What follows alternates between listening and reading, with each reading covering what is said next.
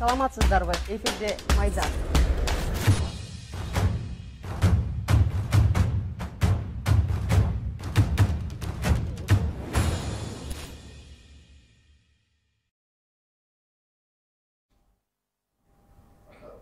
Саламатсыздарбы.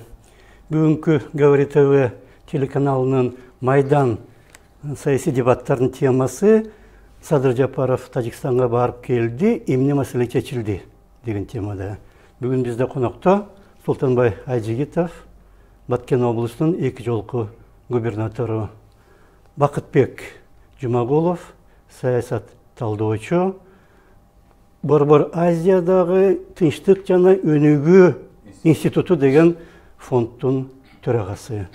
Табылды Акеров, саясат таануучу, жана Аскар Бешимов, дипломатиялык академиянын профессору, мурдагы тышкы иштер министринин мурдагы ордун басары. Рахмат сиздин келгениңиздерге. Биздин талкуу 1 саат болот. 3 раундтан турат. 3 бөлүктөн биринчи раундда пикир алмашуу, ар ким өзүнүн позициясын айтуу маселе боюнча. Экинчи раунд 40 мүнөттөн кийин эксперттердин пикирин угабыз. Анан ошол эксперттердин пикирине өзүңөрдүн мамилеңерди, өзүңөрдүн оюңарды айтасыңар. Жана 3-чү раунд эң аягында кандай сунуштар, маселени кантип чечсе болот, каяка жылыш керек, эмне кылыш керек деген темада. Ар ким сүйлөгөндө 2 мүнөттөн ашпай сүйлөсөңөр, мындай регламент сыяктуу. Ким биринчи ушул маселе боюнча кечээкү Душанбе шаарында болгон окуя жөнүндө балким Аскар тышкы иштер министрлиги тарабында болгон үчүн дипломатиялык академиядан да силер бир сунуш айттыңар беле, визит алдында мындай болсо жакшы болот эле, тигил маселе чечилсе болот эле деген сыяктуу. Биз тараптан баягы такайлы биз сунуш беребиз. Ошонун бир сунуш, бир жеке пикир болуш үчүн биз бир тегерек столдорду өткөзөбүз. Анын ичиндеги талдоочуларды чакырабыз, эксперттерди, ошолордун ой пикирин анан жыйынтыктап туруп жөнөтөбүз. Эми аны окубай, мен ага кепилдик бере албайм. Бирок баягы биздин сөз боюнча Тажикстан ача пикир болгон, өзүңүздөр көрдүңүздөр социалдык тармактарда. Бир тарап ачыктан ачык айтты, барыш керек. Бул айкөлдүк, кечиримдүүлүк, кичпейилдик, акыры адамгерчилик, кошунага биз кол сонуп барбасак болбойт. Тигил улуу. Улуу, анан ол тиги улуу болуштан дагы анын көзүнүн астында биздин бардык 6 президент өткөн. Баары менен кучакташкан, баары менен чай ичишкен, баары менен баарлашкан, баарын сындап пикир, анын жакшы, жаман жактарын баарын жакшы билет. Ошон үчүн азыр эми ушу аксакалдын астына өтүш керек. Экинчи тарап, мен ушу экинчи тарапка киргенмин, айтканым бул тоокелчилик. Тоокелчилик силердин айкөлдүңөрдү, кечиримдүүлүгүңөрдү, кичпейилдигиңерди тажик тарап туура кабыл алабы? Мүмкүн кабыл алат. Жок, эми ошол туура кабыл алабы? Анан бир, анан экинчиден бул визитке барганда сөзсүз түрдө тажик тараптын талаптары белгилүү. Ал президент Рахмон Варухка барганда ачыктан ачык айткан. Бул Варухту биз эч нерсеге эч качан алмашпайбыз. Экинчи, эми бизде баягы сөз эркиндигибиз бар да, эми Тажикстанда болсо жарандык коом да жок, сөз эркиндиги да чектелген. Ошон үчүн ал жерде ар кандай талдоочу бул бийликтин көрсөтмөсү менен айтат. Ошон үчүн кеңири тажик маалымат айдында тараган Варух менен Тажикстандын ортосунда турган Кыргыз Айылдар, Аксай, Тамдык дагы бир бул Тажикстандын жери. 24-жылга баягы таянып. Ошон үчүн биз өзүбүздүн жерибизге алмашпайбыз. Ошон менен астын ала эң көйгөйлүү маселе турган. Биринчи бул ошол Варух менен континентальный баягы Тажикстандын ортосунда жол баягы Ташиев кол коюп неме кылган. Биринчи июндан баштап сала баштайбыз, бирок ал үчүн өзүнчө келишим болот деп, ошол келишим боюнча алар менен маселе. Экинчи баягы головной суу бөлүштүрүүчү жакты аларды дагы башкарууга киргизүү, алардын дагы баягы кызыкчылыгын биргелешкен. Үчүнчү чегараны ачуу. Азыркы мына бизде чегаралар жабык да.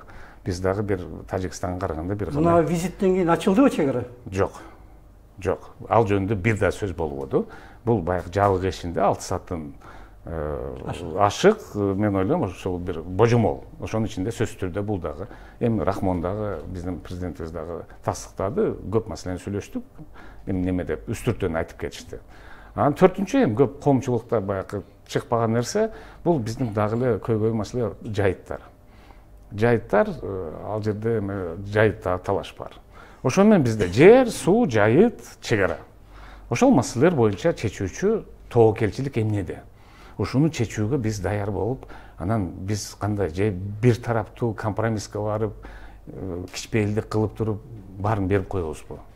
Бир тараптуу, биз доспуз, биз досчулук, биз тынчтыкты каалайбыз деп.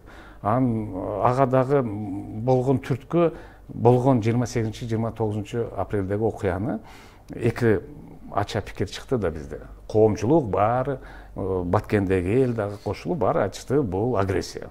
Бул регулярный Тажикстан армиясы танкалары менен, авиация, оор техника менен астынан даярдалып, окоп баарын кылып туруп кол салды. Биздин жерибизге кирип келди. Биздин элибиз жабыркады. 50 миңден ашуун баягы туруктуу жашоосунан кетти. Канча адам каза болду, канча үйлөр сүрүлүп, өрттөлдү. Биз жабып таткан тарап болобуз. Бийлик болсо айтты, жок, бул эки элдин көйгөйү, эки элдин трагедиясы. Ошон үчүн Тажикстанга биз доомат коюштан баш тартты. Аны дагы түшүндүрмөнүн беришти. Аппарат президент ачыктан ачык айтты, ансыз эле абал, кырдаал, курч болуп турганда, одон бешбетер баягы отко май тамызып, кереги жок, биз тынчтык жол менен бүтүрөлүк деп. Ошон үчүн ушунун уландысы визит менен баруу. Эми экинчи маселе ошол, мен ойлойм, коллегаларым да айтып беришет, тажик тарап кандай аны кабыл алды. Максатына жеттиби? Табылды? Эми чынында эле өтө көп сөздөр болду. Тажикстанга барбай эле койсо болмок деген ой аябай басымдуу болуп атты. Бирок эми тарыхта ар түрдүү абалдар болот. Мисалы үчүн илгери Султан Бабур өзүнүн бир тууган тайкеси, Моголистандын бийлик эгеси Абу Саидке дагы келген. Анын дагы мындай абалы өтө кыйын учур болгон. Ошондо келгенде ал ага Бабурга жана кыргыз кийимин кийгизип, калпагын кийгизип отуруу бир шарт болгон да, жанына отуруу. Анан ал алгандагы кийинип, калпакты кийип отуруп, анан баягы мындай иш-чара бүткөндөн кийин кайра чечинип койгон да. Ушундой маселе, бирок эң негизгиси эмне? Эң негизгиси өзүнө керектүү маселелердин баарын чечип алгандык да. Анан ошондуктан маселе Садыр Жапаровдун барбаганында эмес, маселе канчалык деңгээлде ошол талаш маселелер чечилди. Канчалык деңгээлде ошол чек ара жаңжалы болбойт, жана канчалык деңгээлде экинчи кан төгүлбөйт. Эки тарапта тең жоготуу болбойт деген маселе да. Эң негизгиси ошол. Ошого жанагындай баягы өз ара отуруп, жекеме жеке отуруп 6 саат сүйлөштү, анан дагы башка болду. Бирок эң негизги маселе бул эки президент баягы коомчулукка чыгып, ачык билдирүү жасап, эки тарап тең экинчи мындай кандуу окуялардын болбостугуна жол бербестигине билдирүү кылышты да. Бул деген моюнга алуу. Кийин эгерде мисалы үчүн ушундай окуялар кайталанып кетсе, албетте анда кайсы тарап күнөөлүү болсо, ошол тарапты аябагандай катуу баягы жок дегенде коомчулук тараптан сөгүш жана башка нерселер болушу мүмкүн, нааразычылыктар. Анан мисалы үчүн буга чейин мындай болгон эмес, ОДКБ аркылуу дагы же болбосо КМШ мамлекеттеринин алкагында дагы кандайдыр бир мындай тескөө болушу мүмкүн да. Азыр мына эки тарапка тең эч кандай эме кылышкан жок да. Баягы өкөңөр четишкиле дегендей кылып атышат. А бул жолу эки президенттен билдирүү жасады. Ошондуктан эмкиде ким ошондой окуяны кетирсе, ошол тарапка мындай катуу тескөө коюлушу мүмкүн. Дагы бир эмеси бул бүгүнкү абал. Мына баарыбыз тең билип атабыз. Афганистанда талиптер Тажикстандын территориясына жакын кирип келип калды. Ал жерде кагылыштар болуп атат. Афган аскерлери менен жеңүү бар болуп атат. Чакан конфликттер болуп атат. Ошол абалда дагы эки мамлекеттин ортосунда жанагындай чекишүү маселеси ошол боюнча калбаш керек эле да. Ошол боюнча калбаш керек эле. Кандайдыр бир деңгээлде мейли Садыр Жапаров болобу, мейли Эмомали Рахмонов болобу келишип сүйлөшүш керек болчу да. Кимиси болбосун. Эми жанагындай жазып атышкандагыдай улуу болгондуктан балким ошону эске алып Садыр Жапаров барды.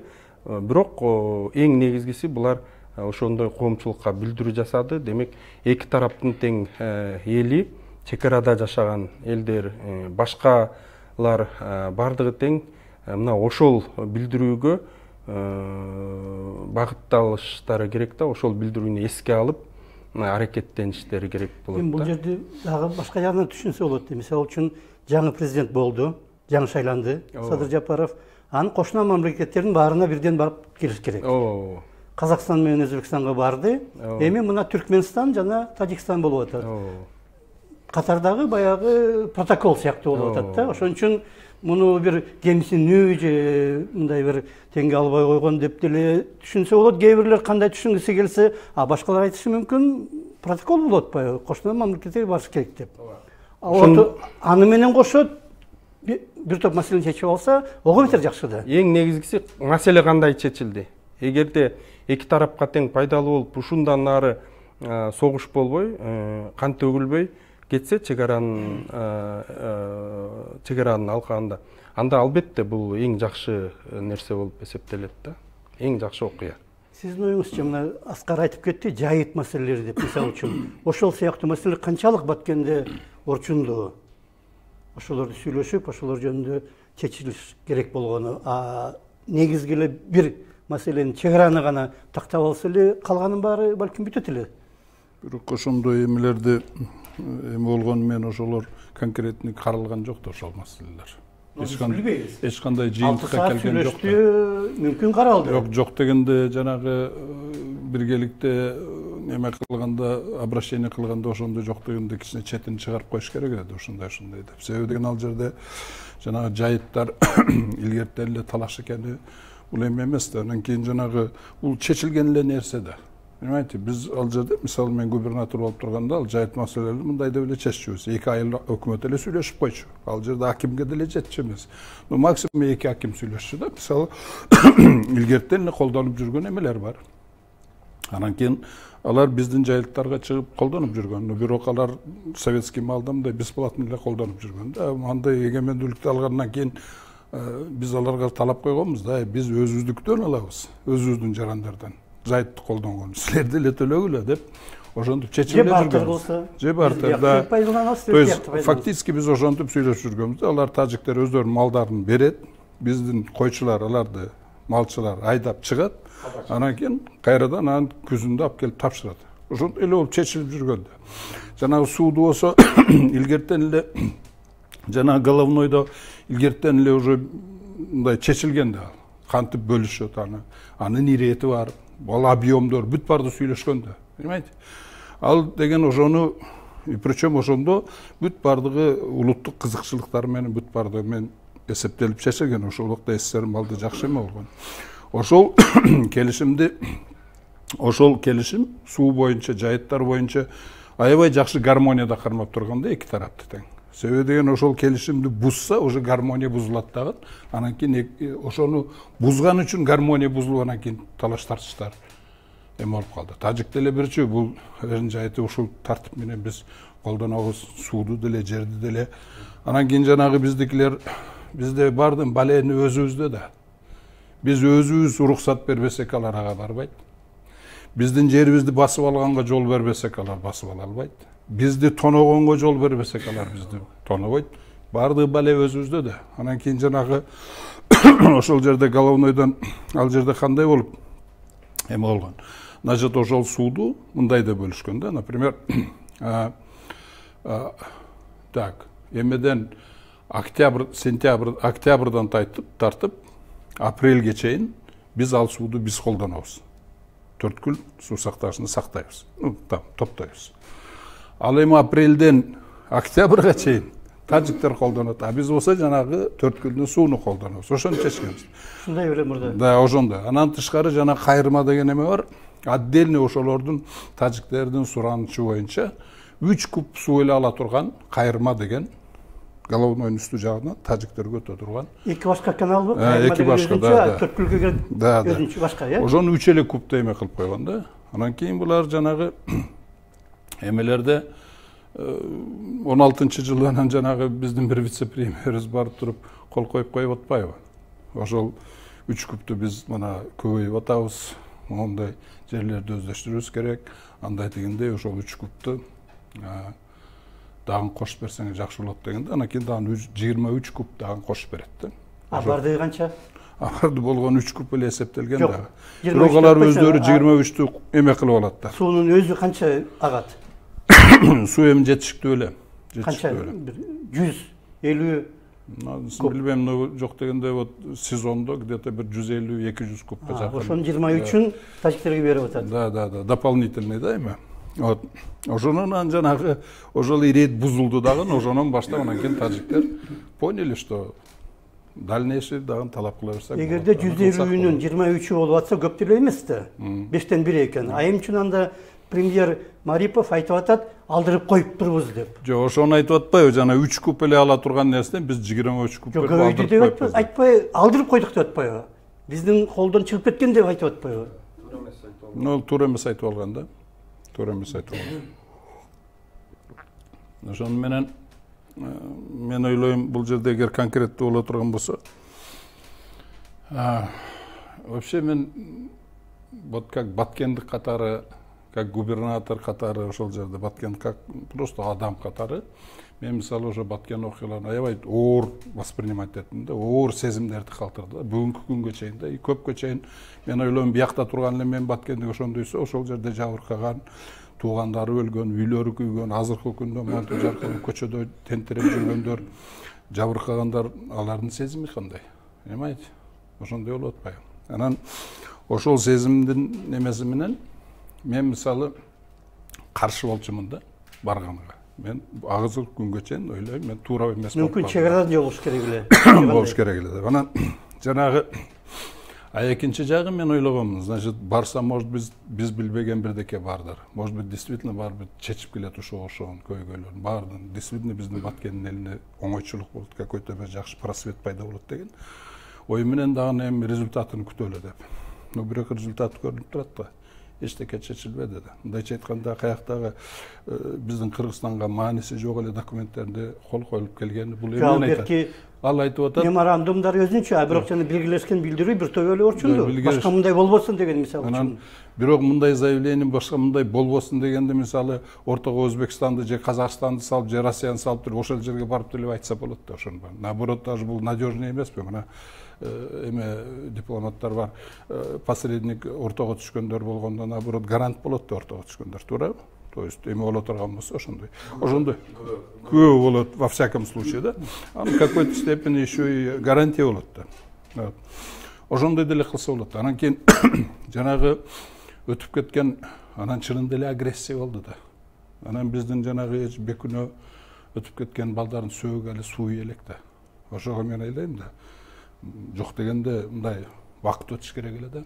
Бирок анын баарын чукуп ошого эле тура берсе, анда эч качан маселе чечилбей калышы мүмкүн. Чукуруштун кереги жок. Чукуруштун кереги жок. Сотко берип, мисалы үчүн жанагы соттун чечимин күтөлүү деп отура берсе, анда ого бетер бул маселе таптакыр эле чечилбей кала турган нукка өтүп кетиши мүмкүн. Жок, андай болушу мүмкүн эмес. Андай болушу мүмкүн эмес.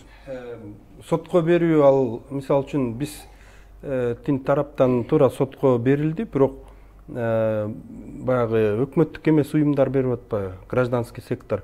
Мамлекет өзүнүн саясатын жүргүзүш керек да. Балким даже ошол да эске алынды да. Сотко берилип атат. Дүйнөлүк деңгээлде болуп эметип атат. Ошондуктан бул жерде ОДКБ, КМШ мамлекеттери бар. Ошолордун өзүнүн саясаты бар, биргелешкен. Ошого жараша сот болгончо жанагы конфликттик абалды мындай жөнгө салуу маселеси да. Мисалы үчүн бизде мисал мына Карабах бар маселеси. Днестр боюндагы жумурият бар, Приднестровье деген. Абхазия, Түштүк Осетия канча жылдан бери эч ким катышса дагы оондон баштап башка мамлекеттер катышып атат, андай маселени жанагынтип чечип алуу мүмкүн эмес. Ошон үчүн баарына көз жумуп эле мынакей чечил деген балким туура жанагы атаңды өлтүргөнгө энеңди алып бер деген сыяктуу бар да кыргыздын эмеси макалы. Бактыбек, сиз кандай дейсиз? Саламатсыздарбы, урматтуу көрүүчүлөр, урматтуу коллегалар. Эми бул маселени чек ара маселесин 90-жылдардын башында Американын стратеги Збигнев Бжезинский деген жазып чыккан да. Ал жерде ал баасында бул ушу Фергана өрөөнүндөгү чек ара маселелер Евразиялык Балкандарга барабар деген. Евразиялык Балкандарды баарыбыз билебиз, Косоводо кандай Европа өлкөлөрүнүн кандай кызыкчылыктары болуп атты, Орусиянын кандай факторлору болуп атты. Анан азыркы биздеги ушу Фергана өрөөнүндөгү чек аралар толугу менен кошулуп кетет элем. Ушундай бир статустагы маселе да. Бул маселени азыркы ушу Садыр Жапаровдун Тажикстанга баруу, Рахмон менен жолугуу жактары биз азыркы ушу жекеле ушу регионалдык фактор эмес, мындай глобалдык процесстер менен да бир карап табылдагы айткандай Афганистан фактор аркылуу, Афганистандан Америка Кошмо Штаттары аны менен биргелешкен Европанын өлкөлөрүнүн күчтөрү чыгып кетип атканы менен анан азыркы кезде мына акыркы маалыматтар айтып атышат 70-80% Талибан кыймылдары алып калыптыр да. Ошол факторлар 70% Афганистандан аймагын 70-80% алды деген талибандардын заявлениясы болуп атат. Ал андан тышкары Талибан кыймылы азыр уже ушул Борбордук Азиядагы болгон саясий процесстерге өзүнүн кандайдыр бир жарыя заявленияларын берип атышат. Ошол эле кыргыз-тажик каалаган боюнча дагы ушу чек ара маселесин тынчтык жол менен чечкиле ушинтип Тажикстан менен деп туруп мындай багыт берип, бул чоң нерсе. Алар уже ушул Борбордук Азиядагы ички саясатына заявка берип атышат. Биз эметес, эгер силер ушинтип андан ары уланта берсек, мусулман өлкөлөр бири-бири менен ушундай багыттарга барбаш керек деген андан кийинки процесстер жүрүш мүмкүн да. Эми конфликтология жагында спираль конфликта дегени бар, волна конфликта дегендери бар. Ал жактардан караганда азыр ошо спираль конфликта аягына чейин чечилип бүтө элек. Бирок ошол спираль конфликттин андан наркысы этабы кандай болуп кетери ошол конфликттин катышуучулардын ар бир кадамдарынан уланат да. Эгер тура берсе мындай өзүнүн форматында анда үчүнчү күчтөр дагы ошол конфликттеги ситуацияны өзүнүн мындай кызыкчылыгына колдонуп кетиши мүмкүн. Эгер үчүнчү күчтөр ошол эле замат ошол конфликтти чечүү жолуна дагы бир кандайдыр бир мына Аскар ага айткандай площадка кылып бериш мүмкүн. Мисалы бул жактан биз Өзбекстанды көрдүк, аракет кылды Өзбекстан. Мирзоев Жапаров менен да сүйлөштү, ал эмес Рахмонго чейин барып келди Душанбеге. Ошол эле замат Казакстандагы, азыр Казакстан менен Өзбекстанда ушу Борбордук Азияда кандайдыр бир лидерлик позиция үчүн мындай заявкалар болуп атат. И бул жерде мына Өзбекстандагы ушинтип анткени түзмө түз Фергана өрөөнүндөгү ситуация Өзбекстанга да таасири болуп атат. Анан бул жерде ушул эми эгер жана үчүнчү жактан жолукса, ал анда ошондо возможно Ташкент болуп калмак. Ташкент болсо анда Өзбекстан мындай лидерлик сапаттарын биз ушу Борбордук Азияда мындай жок. Эмне үчүн Астанага, Алматыга же Ташкентке чакырган жок? Эми анысы белгисиз. Бирок бул жерден мындай нерсени да эске алыш керекпиз. Имамали Рахмон бул авторитардык жетекчи. Авторитардык жетекчиде мындай өзү алдына барып, же кандайдыр үчүнчү территорияда жолугуу деген мындай кичине болуп калышы мүмкүн да. Анан бирде эми Садыр Жапаров деле лидерлик сапаттарды алып барып, ошол жерде кандайдыр бир ушу Баткен элинде агай айткандай элине мындай тынчтыкты алып келүү, ушундан нары андан нары ушул конфликттер кайталанбасын, ошондой болбосун деген мындай салым катардагы бааласак болот дейм. Россиянын катышуусу кандай болду, Аскар, мисалы үчүн? Россия балким дирижер болду, артында көрүнбөгөн. Бул биздин божомолубуз. Эмнеге дегенде жалпы маалымат каражаттарында чыккан жок. Бирок болгон окуяларды биз көрдүк. Рахмон барды Москвага 9 майда катышты, жарыя кылышты. Кыргыз, тажик арасында чек арада болгон окуяны талкууладык деп. Андан кийин Жапаров Сочиге чакырылды. Сочиде дагы ошол маселени биз талкууладык деп. Бул ушу эки факт. Андан бөлөк мурун Лавров дагы жарыя кылган, Путин дагы жарыя кылган. Биз ортомчу болгону даярбыз деп. Ал убакта эми тажик тарап кескин түрдө кесип, биз сылык сыпа, жок өзүбүзчө эки тарап чечебиз деп койгонбуз. Бирок бул дагы бир баягы өзүнчө кетип аткан нерсе. Ошол менен Россия кызыктар арабызда ортомчу болгону, анын көп учурда болгону ушул да. Маселени талкуулап. Одан кийин ошол эле убакта өзүңүздөр көрдүңүздөр, баягы биздин президентибиз 5 майда айтты, Рахмон менен телефондон сүйлөшүп барам деди. Анан 5 майда аягында барам деп айтты. Барам деди. Анан коомчулук чыгып, ар кандай бул кандай сөөк суу электе, неме электе дегенден кийин Баткенге барып айтты, мен чек ара маселеси чечилмей сайын барбайм деди. Ошодон кийин жакында Козак келип кетти, аппарат президенттин жетекчисинин орун басары. Эртеси күнү барам деди. Ошон бул баягы Россиянын таасири күч. Ал эч бир шексиз. Эки тарап тең аны угабыз. Эки тең өлкөдө база бар. Бизде учак база, аларда 201 дивизия. Экөөбүз тең баягы ЖКХ-нын ОДКБ-нын мүчөсүбүз. Арабызда болгон жаңжалдагы сөзсүз түрдө ошол уюмга аброюна бир жакшы нерсе алып келбейт. Тез таасирин болду, аны көрдүк. Бул баягы аркасында бар нерсе. Анан баягы сиз айтып кеткен билдирүүдө тынчтык жолу менен баарын чечейлик деп, неме кылайлык деп. Бул жөнүндө менин жеке пикирим. Борбордук дүйнөдө деле, мына Борбордук Азияда айрыкча романтик убакыт өттү. Бири-бирибизде кучакташып, достчулук жөнүндө сүйлөшүп, бүтүрүп, мына көрсөткүч. Биринчи жолу бизге артиллерия колдонуп, Тажикстан тарап 14-жылы. Миномет менен атып. Ошондо да бизди айыптады. Эми баягы көнгөн адатка. Жылдан ошо кайталанды. Ана акыры келип, мына быйыл апрелде оор техника колдонуп, аны ошол жерде кайтара бизди айыптап, сиз ушундай кылдыңар деп, анан дүйнөлүк коомчулукта ой пикир түзүлдү. Бул жылда эле болгон баягы дыйкандар неме кылып, чек арачылар атышып. Эми бул жылы азмат чоңураак. Кезектеги. Кезектеги, бирок быйыл чоңураак болуп калды. Бир анча-мынча танка, вертолеттер кирип келди деген сөз эле. Анан ошон үчүн эки тең тарап күнөөлүү. Экөө тең күнөөлүү. Ошон үчүн ичара булар неме кылып алсын, дагы экинчи ой пикир туулду. Ошон үчүн эмнеге ортомчулар чыкты? Аяк бияк кагылышууда. Эки тараптуу ишеним кетти.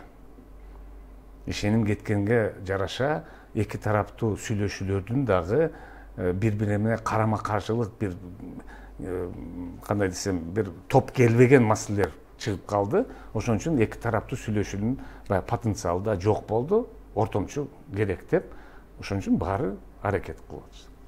Табылды.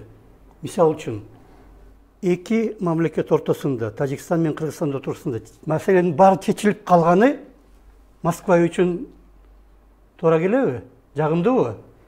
Албетте, эгерде мисал үчүн азыр Талибан кыймылы Афганистан территориясына кирип келип, Борбордук Азияны карай жылса, эң биринчи ошол залал Россиянын аскерине тиет да. Россиянын аскердик базасына, ошол жердеги адамдарга коркунуч, өмүрүнө коркунуч туулат. Ошондуктан Россия кызыктар болду. Бул чөлкөм азыр мисал үчүн Россиянын карамагында, контролунда да, ал чыгарбай турат. Ошондуктан Орусия мындай кызыктарда маселе болбошуна. Бул чөлкөндө эч кандай конфликт, тик абал түзүлбөй, конфликттер болбой тургандыгына өтө кызыктар. Мүмкүн Москва менен макулдашпай туруп, Тажикстан 29 апрелде кол сала алат беле? Да, кол сала алат, себептен ал жакта ар түрдүү структуралар деле бар да. Анан ошонго байланыштуу алар баш ийбей деле баягы коюшу мүмкүн да, президентке. Ошол эле күнү 29 апрелде жанагыдай кагылышуу болгондо, чабуул башталганда, Душанбе шаарында ОДКБнын Коопсуздук кеңешинин катчыларынын жыйыны болду. Андай болгондо, эгерде алар каршы боло турган болсо, эмне үчүн ошол жерде Патрушев айтпайт? Эмне кылып атасыңар деп, мисал үчүн.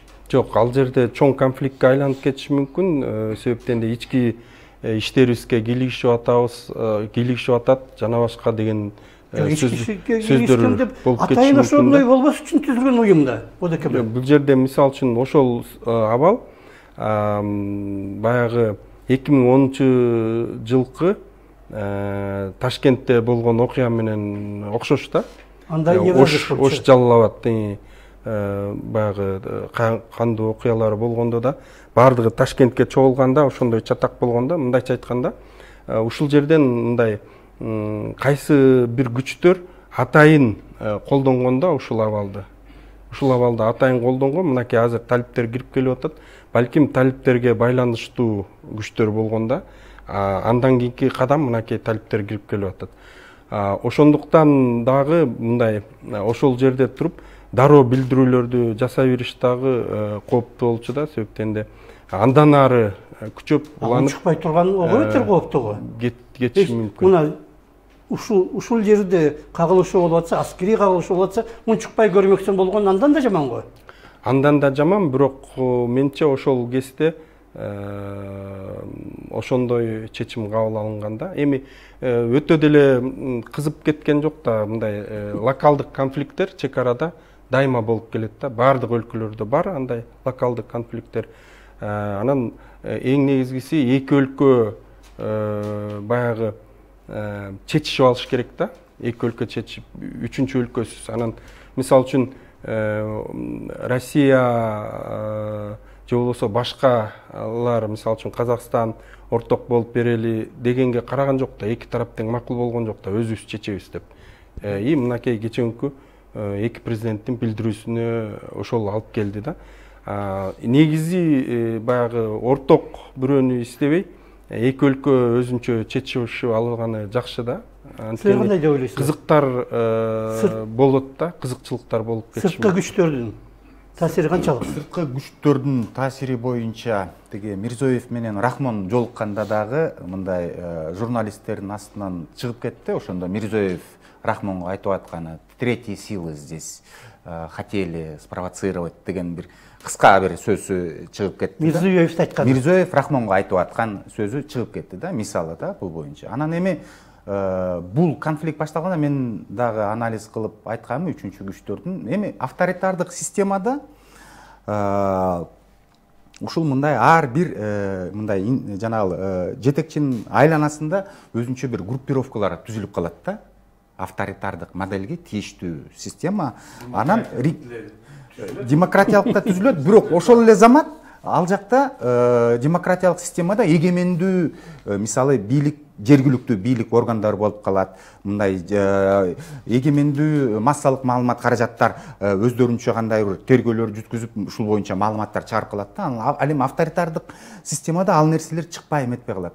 Ошон үчүн мына мен муну конфликтти 2012 жылы ГБАда болгон, Горный Бадахшандагы. Ошондо дагы аскер күчтөрү менен Бадахшанга кирип барышкан да. Мындай регионалдуу мындай мурунку жанагы оппозицияда жүргөн командирлер менен өзүнчө мындай разборкаларды барып туруп до конца болуп ошол бүтпөй калган. Бирок кимдер кирип барган? Тажикстандын аскер күчтөрү ГБАга кирип барабыз деп согуш болгон, ооба, өздөрүнүн ичинде. Бирок ал эмеде ГБА автономдук өлкөдө. Анан ошол тажик аналитиктер менен мындай жолугуп сүйлөшүп калсак, ал жактагы жанагы ошо контрабанда менен байланышкан мындай кызыкчылыктардын артында болгон маселелер, артынан контрабанда, наркотрафик менен байланышкан нерсе ушинтип ушундай деңгээлге чыгып кетти да. Анан бул жерде бул фактордагы өтө көйгөй мисалы да, Тажикстанда президенттин айланасында ушул контрабандага, наркотрафикке тийиштүү мындай ушул Афганистан менен эле ошондой эле табылдагы айткандай күчтөр бар да. Ошолордун ролу канчалык болду ушул жергиликтүү конфликтте деген дагы маселелерди. Кечээкү белгилешкен билдирүүдө эки президенттин контрабанда жөнүндө дагы бир абзац бар. Муну токтотуш керек, бул абдан чоң маселе туудуруп атат биз үчүн, мамлекет үчүн деген сөз бар. Сиз кандай деп ойлойсуз? Контрабанда канчалык күчтүү? Контрабанданын жайы бар бул жерде. Мен ойлойм, контрабандага бардын төңкөрүп койгон бул туура эмес деп ойлойм да. Жанагы айтып атпайбызбы, сырткы күчтөр кандай деп. Мана эми глобалдык мындай геосаясат бар. Анан регионалдык геосаясат бар. Регионалдык геосаясатта, в частности, мына ЕС ала турган болсок, бывший территория СССР. Бул жерде, конечно, ар бир бул геосаясатта ар бир мамлекеттин өзүнүн жайы бар. Биздин Кыргызстандын жайы ошол геосаясатта канчанчы? Мен ойлойм, эң акыркы местеде турат деп ойлойм да. Анан бул мен ойлойм, что Жапаровдун ал жакка барган себеби деле ошол геосаясатчылар, ошол регионалдык геосаясатты кылган күчтөр бардыгы бириктирип элейт. Эми сен барбасаң болбойт. Бардыгыбыз эле бардык. Мына Казакстанда барды, Мирзиев барды. Сен тем более барбасаң болбойт деген. Ошондой эме менен жыйынтыкка келип бар деп ойлойм да мен. Анан ага ички күчтөр деле кошулду. Барбасаңыз болбойт, ушул туура, андай дегендей туда-сюда деп. Мен ойлойм, Жапаровду биздин президентти орусча айтканда конкретно подставили. Ал көп нерсени жоготуп алды. Сырткы ички күчтөр барды.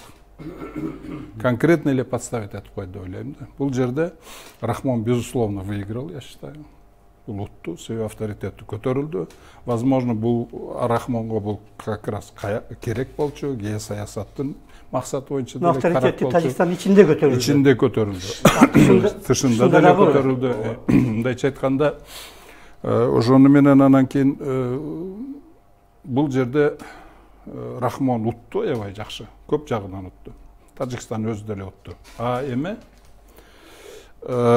биздин конкретно биздин Кыргызстан, биздин президентибиз конкретно эле уткурду да. Биринчиден көп адамдардын назарынан калды биздин президентибиз. Элдин назарынан калды. Мунун дальнейший развитиясы кандай болот, бул убакыт өзү көргөзөт. Аскар, абдан кыска, анткени биздики экинчи раунд азыр башталып атат. Жакшы жыйынтык болсо, ошо жолугушуунун бир жыйынтыгы болсо, анда элге бир нерсени түшүндүрсө болот. Силердин жашоо шартыңарды жакшы, мен силер үчүн бардым. Силерди ойлоп бардым. Анан ошон үчүн ушундай жолго түштүм деп. Эчтеке чечилбей барып, астынан өтүп, анан Рахмон чыгып, бүт коомчулукка көрсөтүп, мына келди. Дүйнөлүк коомчулукта бизде баягы элчиликтерге чыгып, кыргыздар нааразычылык көрсөтүп, сотко берип атабыз. Булар ачык айтты, мына өздөрү келип атат го.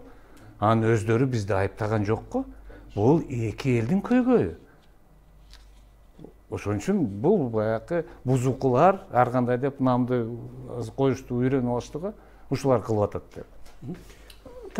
Абдан кыска, анткени биз Рахмондун утушу бул бардык КМШ мамлекеттеринин кызыкчылыгында, себептен де Тажикстанда президенттик шайлоо болгондо бийлик алмашышы мүмкүн.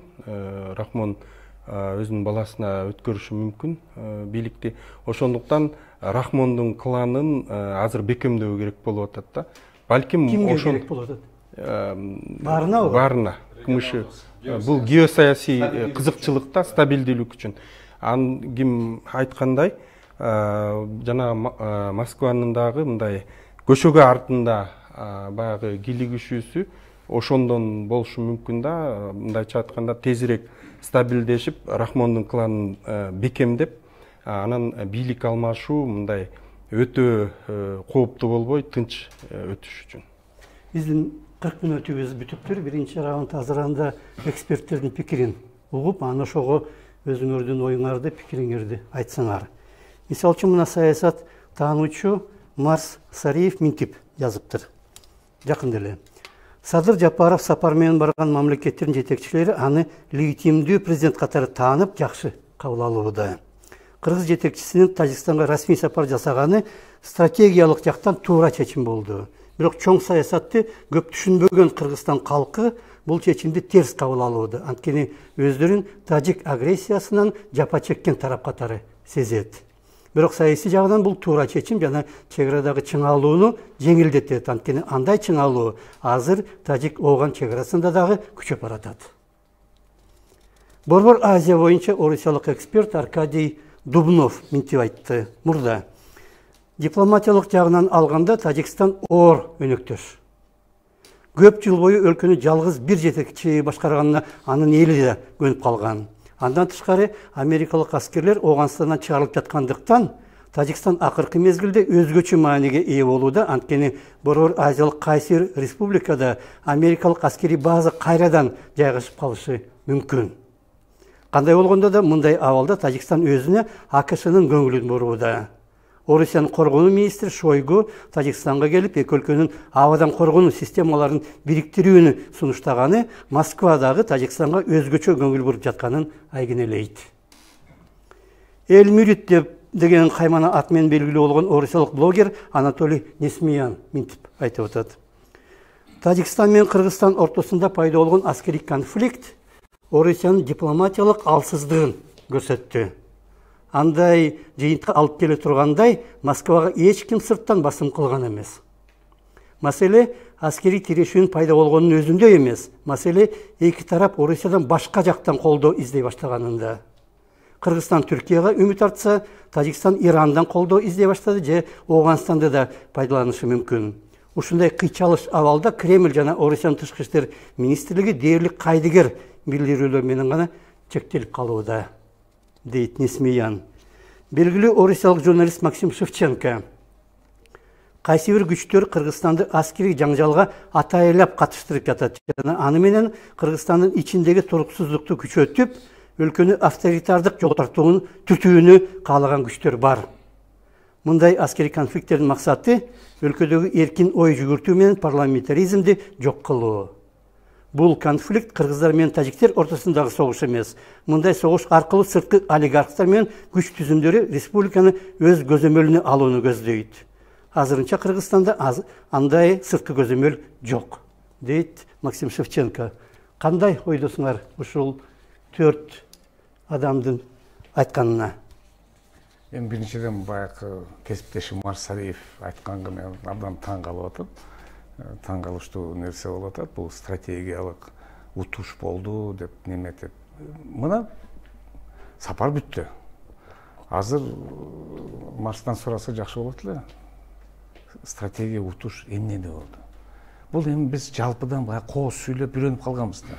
Анан баягы сиз айттыңыз, билдирүүдө бири-бирибизге күчтөн эмес, тынч жол менен бүтүрөлүк деп. Бул сөздү 14-жылдан бери угуп атабыз. Жылда эле кагылышы болот. Кагылышуудан кийин тынч жол менен бүтүрөйлүк, тынч жол менен кылайлык деп жылда эле угуп. Романтикалык убакыт бүттү. Сөзгө ишенген убакыт дагы бүттү. азыр кыйчалыш кырдаал дүйнө жүзүндө түзүлгөндө ошонун ичинде биз да бир кошуна менен кошуна чек араны маселени чечиш үчүн бири бирибизге бир ишеним артып неме кылыш керек. А биз ишениш эмес душманга айландык. Ол душман аз келгенси биз чек ара маселени чечкенде бири бирибизди кантип алдасак деп отурабыз. Ошол маалда кыска эметсек чечилбейт. Ошон үчүн мен мына Аркадий Дубновдун айтканына башка жагымдуу деп эсептейм. Анан мен дагы Байкеге кошулам. Байка айткан чын деле биз үчүн бир чоң утуш болду, утулуш болду. Ал эч бир шексиз. Неге дегенде же жыйынтыгын чечпедик, же өзүбүзгө аброй алып келбедик. Ошон дүйнөлүк коомчулукта дагы көздө дагы биздин немени кылдык. Бир гана кичинекей үмүт калды. Тажик тарап биздин ушу кадамыбызды бир баалап бизге ошого жараша бир кадам кылат деп бир ишенич дагы жок болуп атат. Кандай? Мен ойлойм, ар бир саясатчы биздин Кыргызстанда болобу, башка жакта болобу, кандайдыр бир саясий күчтөрдүн, геосаясий күчтөр менен ангажированный да, мындайча айтканда. Биздин Кыргызстандагы. Кыргызстанда деле башка кандайдыр бир күчтөр менен ангажированный. Ал жөнөкөй эле мен 1000 независимый деген болсо деле баары бир күчтөрдүн эмесин тарабын сүйлөйт. Мисалы Аскар таң калып атпайбы Сариевдин эмесине. Ну, уже сангажированный да жанагы эмелер менен. Ошого мен ойлойм бул жерде чынында эле биз мындай да бул сапар эмен биздин президент сапарыбыз это мындайча да, это орусча айтканда мындай да, это публичное унижение Кыргызстана и нашего президента в глазах у всей мировой сообщества, да, публичное унижение. Ну, мүмкүн ошондой керек, маселени чечиш үчүн. Ошондой керек болуп, ну анда значит биз жертва болуп бердик ошого. Анан кийин бул жерде мындай да, өз убагында Тажикстан развал болуп практически мамлекети жок болгондо деле кандай биз жардам көргөздүк, ошонун канчалыгы баалады. Азыр эми могу эменин эмесини канчалык баалайт биздин ушул жертвабызды, барып өзүбүздүн унижениябыз менен ушул жанагы туруктуулукту, коопсуздукту сактаганга өзүбүздүн салымыбызды кошконубузду Тажикстан баалайбы ошону. Кыска сүйлөсөңөр, өтө алыска кетпей. Жанагы чек арадагы бир келишимдер түзүлүндү эле.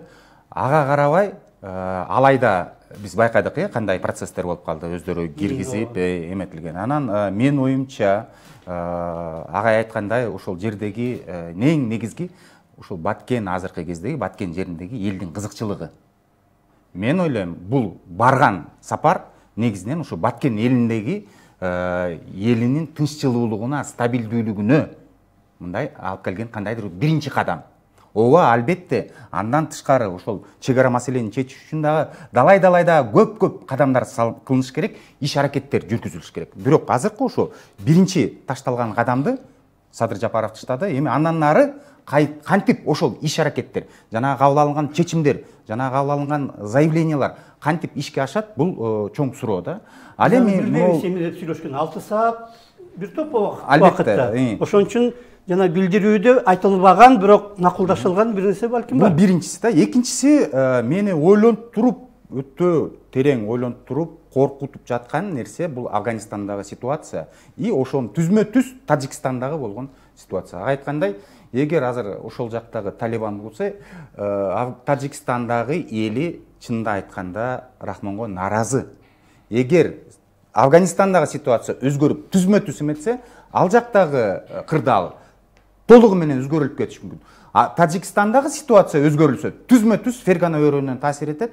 Узбекистан, Кыргызстан биринчиден ошол процесстерге, геосаясий, геополитикалык процесстерге дуушар болуп калышы мүмкүн. Ал кезде биздеги чек ара маселеси 2-чи, 3-чү, 4-чү этаптарга өтүп калышы мүмкүн да. Анан ошол эң негизинен ошол стабилдүүлүккө, тынччыкка багытталган кадамдар болду деп эсептейм. Эми андан нары ошол иш аракеттер кантип уланып кетет, ошол Баткен өрөөнүндө, Фергана өрөөнүндө тынччык процесстер кандай иш аракет болот, бул чоң маселе. Ошол эле замат келечектеги Рахмон дагы ушул кылынган жооптор боюнча, иш аракеттер боюнча жоопко тартылуу маселе дагы ал келечектеги суроо болуп тура берет да. Байден менен Путин жолукканда дагы Женевада Байден айтпадыбы, биз эмне жөнүндө макулдашканыбыз жарым жылдан кийин билинет деп. Ошо сыяктуу табылды.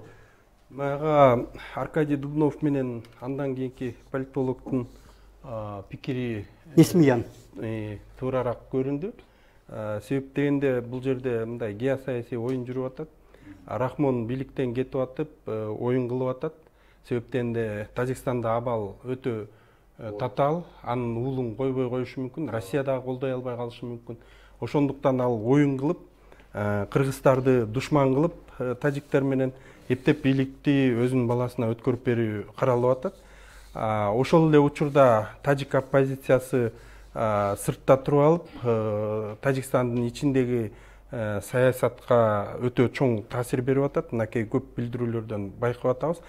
Тажик оппозициясынын аркасында да Талибандын күчтөрү турушу мүмкүн. Мындайча айтканда, Тажикстан толук бойдон геосаясий, Орусиянын геосаясий эмесинен чыгып кеткен абалга келип калгандай болуп турат да. Анда Садыр Жапаровдун барганы, анда Садыр Жапаровдун барганы КМШ өлкөлөрүнүн Рахмонду колдош үчүн, Рахмонду колдош үчүн болуп калат да. Анан КМШ өлкөлөрүнүн жалпы саясатына жана саясатынын кызыкчылыгында болуп калып атат да. Ушундай алкакта алганда Кытайга дагы кызыктуу. Мындайча айтканда, эгер геосаясий аспекттерди алсак, негизинен Кытайга дагы Кыргызстан мындай кичине жертва болуп атат. А бирок маселеде Тажикстанды сактап калыш керек. КМШ өлкөлөрүнүн алкагында сактап калыш маселеси биринчи орунга чыгып атат. Анда муну мен экинчи раундтагы экинчи бөлүм аяктады. Бизде 10 мүнөт калды. Азыр ар кимиңер өзүңөрдүн оюңарды, жыйынтыктоочу оюңарды эмне кылыш керек, кантип чечиш керек дегиле мына дипломатиялык абалды Тажикстан менен, Түркмөнстан жана Өзбекстан, Казакстан менен дагы кандай кадамдарды ташташ керек. Кимиңер биринчи баштайсыңар? Сапар болду. Жыйынтык бир жүйөлүү жыйынтык чыкпады. 2 мүнөттөн. Жүйөлүү жыйынтык чыкпады. Ошон үчүн биз дагы эми барып уже келдик. Ол өткөн иш. Эми азыр астыда кандай кадамдарды кылыш керекпиз. Эгерде элибизди ойлосок. Анан баягы Тажикстан бизди туура баалап атабы, баалабайбы, ошону дипломатиялык жол менен биз караштырыш керекпиз. Ичибизде биз дагы тынчтыкты кааласак, согушка даярданыш керекпиз. Ошол Баткендин өзгөчө статусун кагазда эмес, 4-5 токтом чыгарган, иш жүзүндө кылыш керекпиз. Сөзсүз түрдө бул баягы жарандык чыңалуу эмес дагы, аскердин да чыңалуусун ушу Баткенге апарыш керекпиз. Биз ушуга бизге кол сала турган болсо, биз сөзсүз жооп кайтарганга даярбыз деп. Ички абалыбыз боюнча. Тышкы абалыбыз боюнча азыр сылык сыпа тажиктерден сураш керекпиз. Биздин президентибиз кандай болосун кырдаалга силерге барды. Эми жок дегенде силердин премьер-министриңер чек арага келеби Баткенге? Премьер-министриңерди биз чакырабыз. Келгиле мына Баткенге келгиле визит менен биз чакырабыз. Ушу болгон окуянын ичинде көрөйлү премьер-министр. Биз билебиз, Тажикстанда эми мен коллегаларым макул эмесмин, бардыгын чечкен бир адам. Анын үй бүлөсү. Эч кандай группировка, супровка бар ошо үй бүлөсүнүн ичинде группировкалар. Ошон үчүн эч кандай ал жерде башка сөз жок. Ошон үчүн аны сураш керекпиз. Бизге келесиңерби? Келем деди Рахмон. Ушул жылдын экинчи жагында. Жок. Чакырды. Чек арага баягы болгон окуя. Негеденге биз элге көрсөтүш керекпиз. Элге көрсөтүп, мына экинчи кайталанбайт, мына эки президент сиздин элдин көзүнчө биз кылып атабыз деп. Бирок ошо Рахмон келишинин астында ошону даярдап, ошо премьер-министри, тышкы иштер министри келиши абзелди сурасак. Баш тартса, анда өзүбүздүн жыйынтыгыбызды чыгарыш керекпиз. Мындай эметели табылды.